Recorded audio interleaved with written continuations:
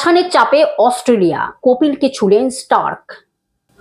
বলটা হাতে করে যখন ডারউইনের মাঠ ছেড়ে বেরিয়ে আসছেন বাংলাদেশের পেসার হাসান মাহমুদ, তখন মুগ্ধ মার্ক ও ধারাভাষ্য দিতে গিয়ে বলছেন, দারুণ বল করলো ছেলেটা।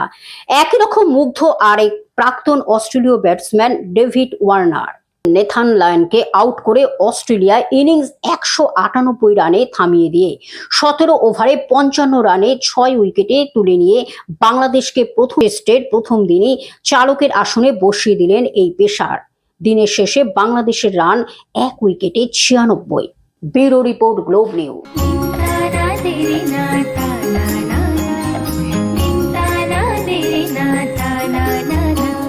পাশে সবার প্রিয় গ্লোব টিভি, সাথে সবার প্রিয় গ্লোব টিভি।